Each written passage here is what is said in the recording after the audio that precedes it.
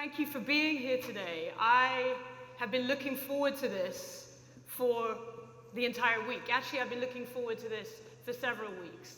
When politics is as crazy and turbulent and chaotic as it has been, moments like this really feel like a refuge, an oasis, an opportunity to be creative, an opportunity to convene, an opportunity to reflect, an opportunity to recharge so we can all keep going, doing the work that needs to be done. Now, before we get into the business of the day, I want to get a sense of you all and sort of take the temperature of the room a little bit. Who here, show me a hand, feels optimistic about the world we're living in right now? Oh dear. We got one woman at the front. Should I try that again? Anybody else feel optimistic? No. Okay, well, hopefully by the time I've done, we can have a slightly better ratio of optimism versus pessimism. But I feel under pressure now. I got another question for you. Which of you believe that real transformative change for the better is going to happen in your lifetime? Oh, a few more people. All right, all right. This is good, this is good. All heading in the right direction. All right, and last of all, before we get into the business, who here is feeling inspired and ready for a creative challenge? All right, okay. Because I got a creative challenge for you, but I'm going to lead you down a garden path before we get there. You've heard a little bit about me, but I'm going to now just give you a little bit of intel, a little bit of info about the Women's Equality Party and why we exist. We exist to push women's equality to the very top of the political agenda. We're needed because mainstream politics has proven over the last few hundred years that it's nowhere near ambitious enough about that subject. Now, it may surprise you, bear with me, but I'm going to share with you that our model took inspiration from an unlikely source. That source is actually the infamous UKIP. Think about it. Whether you like it or not, UKIP has been one of the most influential forces in British politics over the last few decades. They have literally changed, I would argue for the worst, the destiny of this country without needing to get a whole bunch of people elected to Parliament. They were able to do this because the other parties contorted and bent themselves to look more and more like UKIP in an effort to hold on to or win back votes. Think about our immigration policy in this country. Think about how that's evolved, I would say regressed, over the last 20 years or so. Both the mainstream parties tried really hard to mimic UKIP. They lurched to the right in doing so, and now look where we are. That, my friends, is influence. It's malevolent influence, but it's nonetheless influence. So we wondered, could we, using the same kind of tactics, exert a benevolent influence? Could we do the same for equality? Equality between men and women. Now, before I get into more of our story, I should say that a big part of how we have managed to achieve cut-through as a small party when the media has routinely excluded us. You saw how they didn't exclude Nigel and UKIP. They've routinely excluded us, though. We've managed to get cut through despite that because of people like you.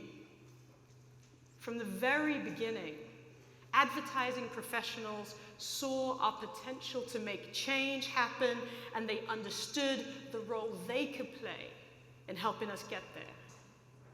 We've been lucky enough to have pro bono, out-of-home, PR, and marketing support throughout, as well as unparalleled support from creative agencies such as McCann, Now, and our current lead agency, Quiet Storm. We've even won a coveted Cannes Lion Award. In the 7 years since we've been founded, we have done a huge amount with very little. We've done that by, number one, holding other political parties and politicians to account, and always, always, always demanding better of them. Effectively, we call out the worst to bring out the best in the big machine. The second way we do what we do is by encouraging everybody to steal our policies and ideas. I really mean that. As you can see in the picture just above, when we launched our first manifesto, we literally wrapped it up in a beautiful bow and sent it to all the other parties with a note that said, "Please steal me."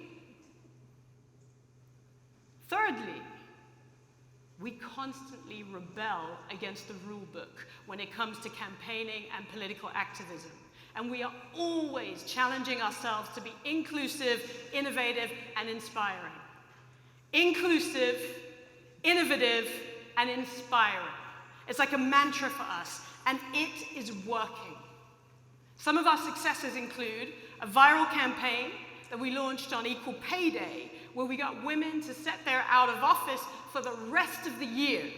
Equal Pay Day, for those of you who don't know, marks the day where women effectively, on average, stop earning relative to men because of the gender pay gap. A second example is when we mobilized 3,000, mostly young women via TikTok, to fill up all of the health secretary's voicemail inboxes with reasons not to roll back on abortion rights.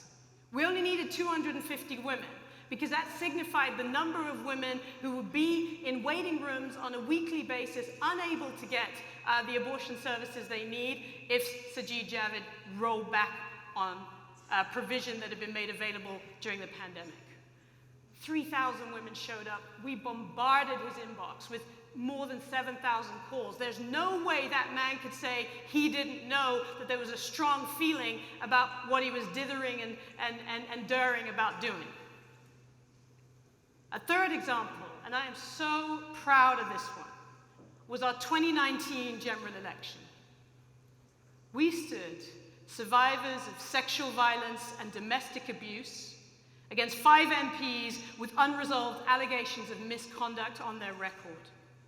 These were allegations that the parties they belonged to and the Westminster establishment had kicked into the long grass, effectively isolating the women who had made complaints and closing ranks around the men who had been accused of that misconduct. By the end of that campaign, not a single one of those MPs that we stood against returned to Parliament. Not a single one. We effectively performed a laundry service on Westminster.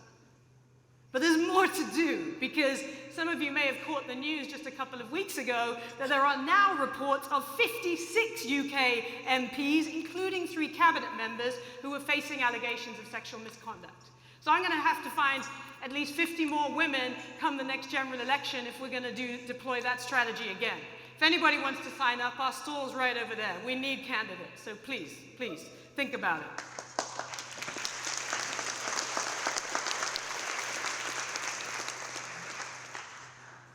Now, just a moment ago, I asked you how optimistic you were that you would see genuine positive change happen in your lifetime. Not everybody raised their hand. Few of you did, but not everybody. Feeling disempowered and uninspired is totally understandable in this 24-hour news cycle where outrage, negativity, and despair spread so much faster than positivity or good news. But my experience with the Women's Equality Party has taught me at least 2 important things. Firstly, and this will be familiar to many of you, I have learned that creating political leverage in this climate can be done on a shoestring, but it requires flexibility, resilience, and innovation. The campaigns and actions are just a fraction of what we've done, but each of them were all incredibly different. We delivered them through marches, protests, deploying guerrilla election tactics, and, of course, a healthy dose of disruptive action. We are constantly shifting our approach, and that makes us unpredictable, a force to be reckoned with, despite our modest means. Now, the second thing I have learned is that action does not have to be large-scale, elaborate, or complex in order to be powerful. It really doesn't. And I'll give you another example of exactly what I'm talking about. But first, some background. This is somber, but I can't do this without setting the scene. Violence against women and girls is an epidemic that our police and politicians are failing to tackle. One of the key reasons they are failing, I've already touched on, is because political and policing institutions have inequality and misogyny baked into them. It's part of the fabric. It's almost part of the air you breathe if you're caught up in those institutions day in, day out. An important part of our work is exposing that misogyny and bringing it firmly into public consciousness. Now, you will have noticed the serious incident board I have with me here on stage. Let me tell you the story of how it got here and what it's doing here. We have been campaigning for a proper statutory inquiry into misogyny in the police since the tragic murder of Sarah Everard by a serving police officer. And there was also the breathtakingly horrible case of murdered sisters Bieber Henry and Nicole Smallman, whose dead bodies were photographed and the pictures shared for laughs on WhatsApp by the police officers who were supposed to be guarding the crime scene. These two cases are just the tip of the iceberg. Despite story after story of police abusing their powers to harm women, the response from politicians and police leaders was astounding in its apathy. What we faced was stubborn resistance, a determined refusal to recognize the scale, severity, and urgency of the problem, and certainly no meaningful action to tackle it. Indeed, the most senior police officer in the country at the time, Cressida Dick, Commissioner of the Metropolitan Police, repeatedly denied that there was an institutional problem and chose instead to blame a few bad apples. It just infuriates me even, just saying those words. Anyway, when we launched this particular campaign, news had just broken about the appalling WhatsApp messages exchanged between members of the Charing Cross Police Force. We recognized this as a crucial moment to put political pressure on the Mayor of London and the Home Secretary to tackle institutional misogyny within the police. We came up with a campaign in just a few days. We moved fast, deciding that the most important role we could play was to show the scale of the problem and make it visible and visceral to ordinary people. We had the brainwave of using police communication channels and police officers' own words against them. You know, when a crime takes place, it's normal for these serious incident boards to appear, appealing for members of the public to come forward to help bring the perpetrators to justice. So, we turned that on its head by asking members of the public to come forward and report the police to the Home Office, which is why we reproduced examples of the incredibly dark and depraved things shared between police officers on that WhatsApp group. Now, please, I gotta offer a trigger warning because I'm gonna read out what it says on this board and another example of what was in the litany of horrendous things shared comfortably and freely on a work WhatsApp group between police officers. This is what it says on this board in front of you. It's a quote from the WhatsApp group. And there's some swear words here. And some of you may find this deeply distressing. You ever slapped your missus? It makes you love them more. Seriously, since I did that, she won't leave me alone. Now I know why these daft cunts are getting murdered by their spastic boyfriends. Knock a bird about, and she will love you. Human nature. They are biologically programmed to like that shit. Another quote, which is not on this board, but came from that WhatsApp group, supposed to be a joke, I presume. My dad kidnapped some African children and used them to make dog food.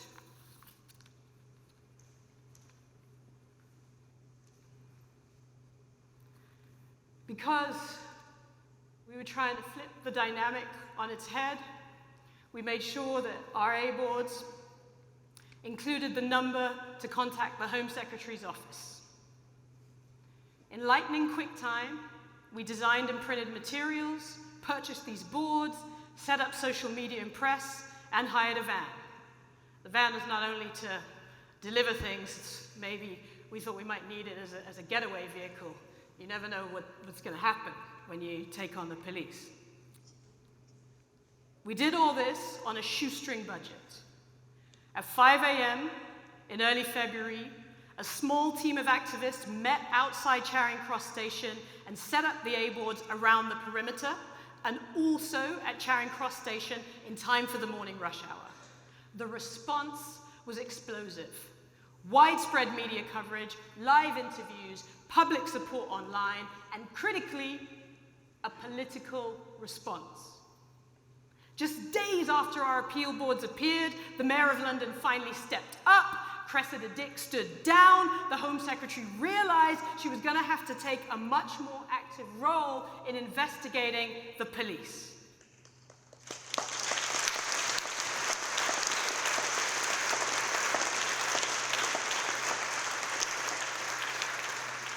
And guess what? We ain't even close to stopping, because we will not stop until a statutory inquiry is launched into every police force in the country to truly understand the depth, breadth, and seriousness of institutional misogyny. Because you can't challenge, let alone change, what you can't see or won't acknowledge. We do the work we do by being nimble, purposeful, and bold. With our activism, we're careful. We pick our moments strategically and with the support of incredible people. People who believe that the world we want to create is within our grasp. And now, with that in mind, I want to ask you to be bold. We need your expertise, your experience, and your creativity to help us crack a campaigning conundrum we've been grappling with for some time. I'm talking about childcare. How many of you in here are parents? There's quite a few. Well, all of you will know that childcare in this country is punishingly expensive. Within most families, it is overwhelmingly shouldered by mothers, and the status quo, as far as childcare goes, is a key driver of the employment, pay, and pension gaps for women. Introducing free universal childcare is a radical and desperately needed intervention to revolutionize our economy and our society. It would create long-term benefits for children, parents, and whole communities. Within a generation, it would obliterate some of the biggest barriers between us and the world we are trying to create.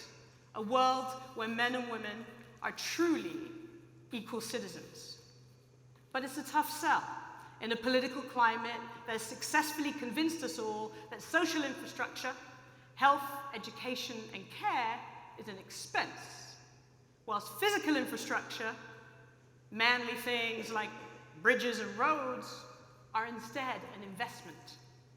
We need your help in coming up with an effective campaign for free universal childcare, a campaign that reflects the diverse and inclusive view of parenthood that we want to make sure we're projecting outwards, a campaign that could also be executed because you know how we roll, on a shoestring budget. Now, I know we're asking for a lot, but you cannot turn the tide on thousands of years of social injustice by tinkering at the edges. You have to go large. You'll have received a campaign briefing from our team today. It'll be in your packs, I think, and it'll tell you everything you need to know. And we've also thrown an extra challenge for you about the shocking inequalities in pharmaceutical testing. I'm talking about the disturbing fact that most medical and clinical trials fail to do adequate testing on female subjects. An extraordinary example of this is a female libido drug called ADDY, A-D-D-Y-I. That's spelled. Before it went to market, 92% of the safety test subjects it was trialed on were men. Only 8% were women. What's going on? It's a female libido drug. I mean, that blows my mind, and not in an orgasmic way, in the worst possible way. Anyway, on that happy note, I genuinely cannot wait to hear from you and see what you all come up with. Get your pitch ideas to us.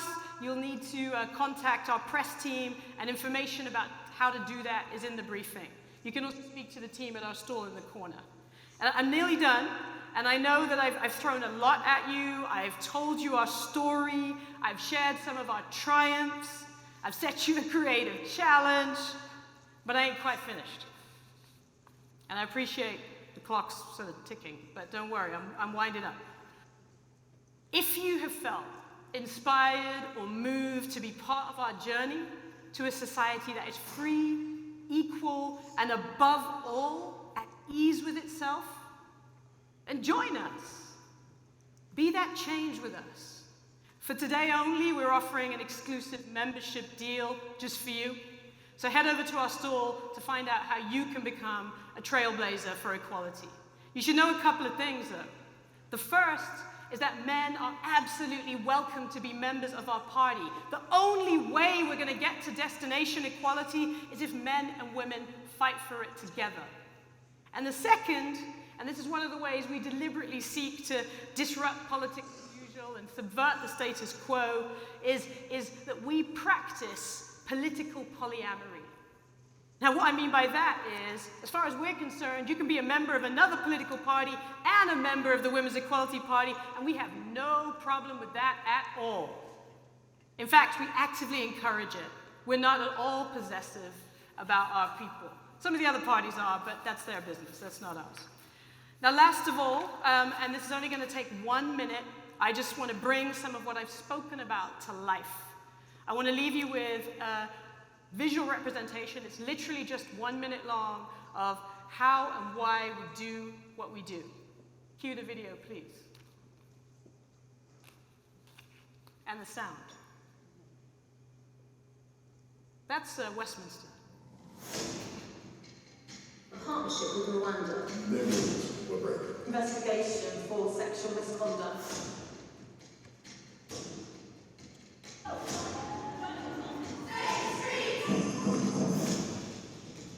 Women's multiple using the platform. I'm going to make York and West Yorkshire safer.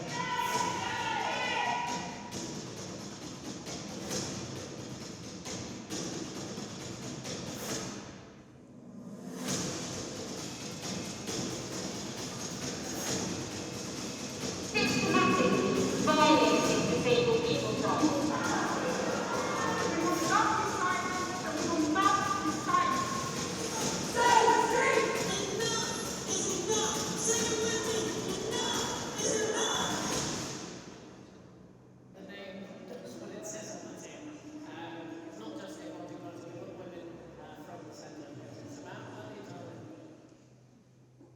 Thank you so much.